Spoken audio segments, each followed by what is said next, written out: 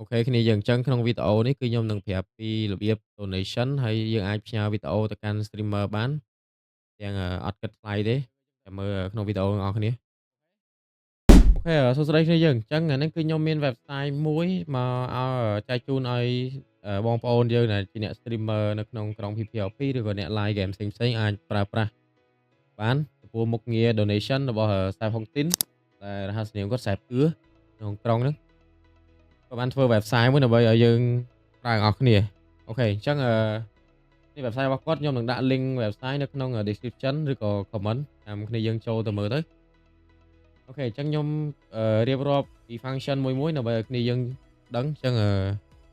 បើសិនគ្នាយើងមានចម្ងល់អីអាចខាតទៅសួរ Sao Hong Tin បានទី1នេះគឺជាកន្លែង dashboard នេះគឺកន្លែងតែគេ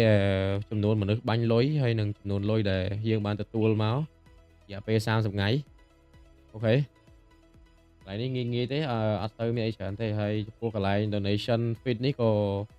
យើងមើលទៅអំពីពេលវេលាដែលគេបាញ់មកឈ្មោះអីហើយគាត់សរសេរ remark អីគេហើយគាត់ replay គាត់ send វីដេអូឲ្យគេមកយើងអាចមើល replay វាបានអត់អីកន្លែងនេះហើយកន្លែង streamer alert mode នេះទីទៀតខ្ញុំនឹងបញ្យល់កន្លែងហ្នឹងក៏សំខាន់ដែរអូខេគ្នាយើងអញ្ចឹងកន្លែងនេះគឺខ្ញុំអត់បានបញ្យល់ទេគឺខ្ញុំភ្លេចខ្ញុំ record ហើយបានខ្ញុំនឹកឃើញកន្លែងហ្នឹងយើងអាចបិទដើម្បីកុំឲ្យមានអ្នកខ្លះគាត់អាចផ្ញើវីដេអូដែលអត់គួរផ្ញើមកអញ្ចឹងណាអញ្ចឹងតើតាទៀមទា approve ពីយើងបានយើងអាចបានគាត់អាចផ្ញើមកបានកន្លែងហ្នឹងខ្ញុំភ្លេចមែនតែនភ្លេចស៊ីនហ្មងតោះឥឡូវយើងមើលវីដេអូតទៀត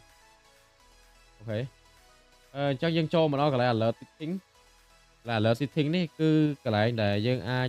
ផ្ញើលុយដើម្បីដាក់វីដេអូដើម្បីឲ្យ streamer គាត់បានឃើញអីចឹងទៅដូចជាក់ស្ដែងយើងផ្ញើវីដេអូជា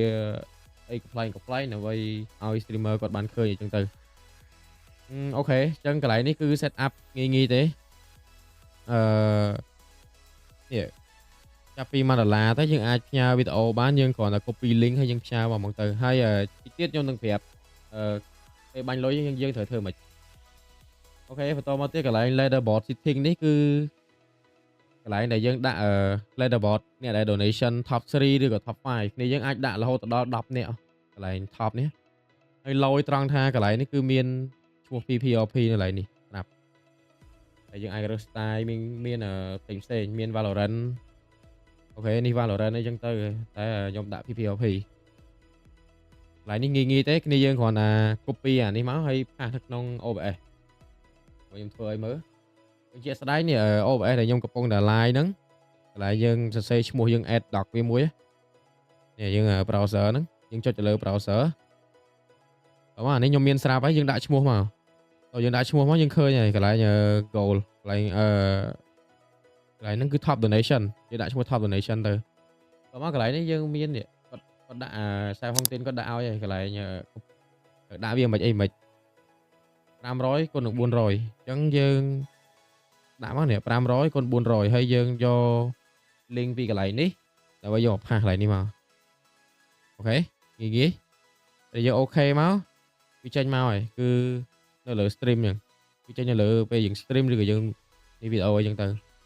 អូខេចប់កន្លែងហ្នឹងបន្ទាប់មកយើងមើលកន្លែងនេះមួយទៀតកន្លែងនេះគឺកន្លែងដែលយើង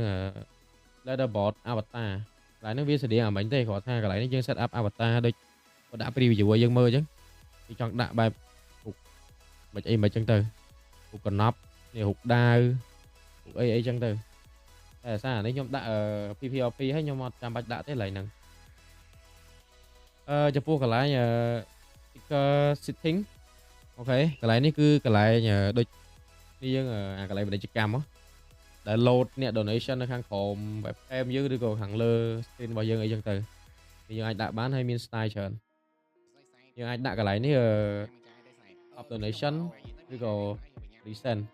នេះមានគេមកបន្តគ្នាអញ្ចឹងទៅយើងចង់ដាក់ប៉ុន្មានអ្នកវាចេញតាមនឹងឲ្យ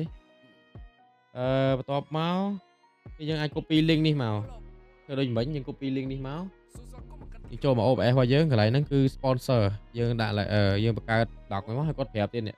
1920គុណនឹង50យើងដាក់តាមហ្នឹងមក1920គុណ50អូខេ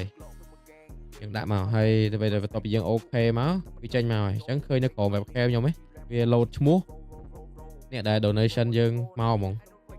អូខេមកកន្លែង timer setting នេះកន្លែងដែលយើងម៉ោងយើង set up ម៉ោងដូចយើងថែមមួយរៀលយើងបូក3នាទីឧទាហរណ៍ថាយើង live វា3ម៉ោងអូខេបើគ្នាយើងចង់ឲ្យ live យូរគ្នាយើង donate មក$1 3នាទីអីចឹងទៅឬក៏$1 1ម៉ោងអីតាមនេះយើងមកដាក់ឲ្យអានេះវាដូចគ្នាយើងអាច copy link វាយកមកធ្វើដូចមិញចឹងទៅហើយ size គាត់ប្រាប់350ហើយនឹង150អូខេកន្លែងនេះគឺ donation goal គឺកន្លែង goal របស់យើងតែយើងធ្វើការអីឬក៏មិនអីមិនយើងសរសេរកន្លែងហ្នឹងមកនេះ caption របស់វាយើងសរសេរមកយើងធ្វើការឧទាហរណ៍យើង new microphone តម្លៃប្រហែល220ហើយឥឡូវហ្នឹងអ្នក donation បាន$10វា loading បានប្រហែលភាគរយអីចឹងទៅវានឹង load លើ stream របស់យើងដូចគ្នាអញ្ចឹងយើង copy ដាក់ដូចគ្នាយើងគ្រាន់តែ copy វាមកហើយកន្លែង goal យើងមកគាត់ប្រាប់ដូចគ្នា600 200យើងដាក់តាមគាត់មកហើយយើង copy link ហ្នឹងផាសនៅខាងលើនេះមកវាចេញមកហើយអញ្ចឹងកន្លែងហ្នឹងហើយ stream របស់យើងហ្នឹងគឺវាអូខេហើយវាដើរហើយបន្ទាប់មកទៀតកន្លែង set up payment កន្លែងនេះគឺសំខាន់គ្នាយើងសំខាន់កន្លែងនេះគឺកន្លែងសំខាន់កន្លែង set up payment នេះគឺនេះកន្លែងឈ្មោះ APA name របស់យើងហ្នឹងយើងចង់ដាក់ឈ្មោះអីគេលីប៉ាវឧទាហរណ៍ខ្ញុំដាក់លីប៉ាវអូខេហើយខ្ញុំដាក់ឈ្មោះខ្ញុំអីចឹងទៅហើយកន្លែង link payway នេះគឺជា link payway របស់យើង$ខាងក្រោមគឺ link របស់ខ្មែរអញ្ចឹងគ្នាយើងអត់ចាំបាច់ log in ជាមួយនឹង Telegram client អីទៀតទេគ្រាន់តែគ្នាយើងចុចនេះគ្នាយើងឃើញកន្លែង content.donation.com គ្នាយើង copy អាហ្នឹងគ្នាយើងផាសក្នុង live ពេលដែលយើងចូលទៅពេលដែលគ្នាយើងចុចអ្នកដែលចង់ donate ចុចទៅវាចេញមក website ជាងផ្ទាំងនេះគ្នាយើងអាច donate បានហើយគ្នាយើងអាច donate បានមិនលក្ខណៈថាយើងអាចដាក់ប្រហែលក៏បានហើយយើង custom ខ្លួនឯងមកយើងដាក់10ទេអីចឹងទៅតែគាត់ថាអានេះតតាម$1ឡើងទើបយើងអាច send video បានអូខេហើយកន្លែង your name នេះគឺយើងដាក់ឈ្មោះយើងនេះផ្ញើចឹងទៅឥឡូវខ្ញុំដាក់ឡា Ellen អ្នកផ្ញើខ្ញុំហើយដាក់ hello អីចឹងទៅអូខេហើយអានេះ YouTube នេះយើងអាចយក YouTube ឥឡូវឧទាហរណ៍ live បង Cyrus មួយ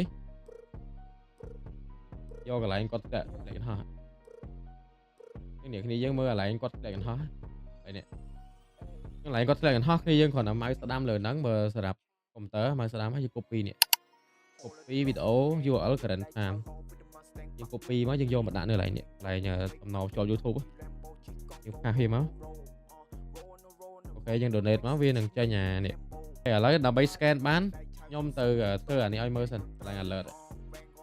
តែ alert នេះយើងត្រូវ copy អានេះមក copy អា URL នេះមកalert របស់យើងហើយយើងយកមកដូចគ្នាយើងយកមកផាសនៅពាក្យថា alert យើងនេះ1920 x 18គាត់ប្រាប់ដែរកន្លែងនេះអូខេយើងផាសមកហ្នឹង alert វាដើរហើយកន្លែងហ្នឹងខ្ញុំនឹងតេស្តបាញ់លុយឲ្យគ្នាយើងមើលនេះមើលដល់ពេលយើង set up alert ហើយឥឡូវខ្ញុំយកទូរស័ព្ទបាញ់លុយទ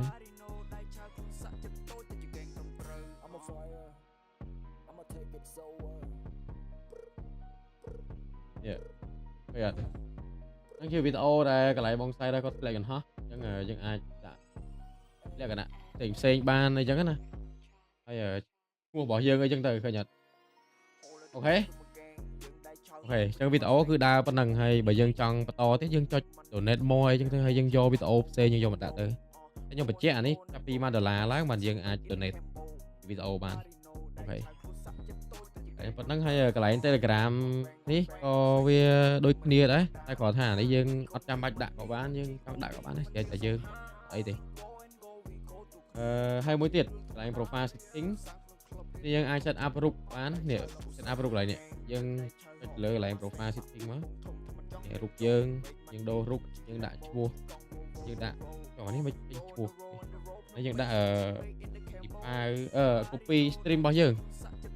ចូល channel មកនេះយើង copy អានេះមកអូខេ copy អានេះហើយយើង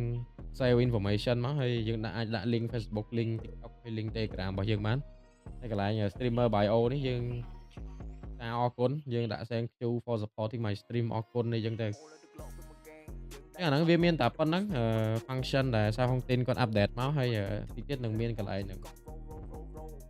ជាកន្លែង speaker នេះចឹងអត់អីទេ view បើសិនជាគ្នាយើងមានចម្ងល់អាចសួរសារហុងទីនឬក៏អាចសួរខ្ញុំក៏បានដែរអត់អីទេអាច comment ក្នុង live សួរខ្ញុំបានចឹងអរគុណគ្នាយើងដែលបានទស្សនាវីដេអូនេះអរគុណចឹងជួបគ្នាវីដេអូក្រោយបាយ សាងក្នុងក្លឹបរៀនត្រូវកុំចង់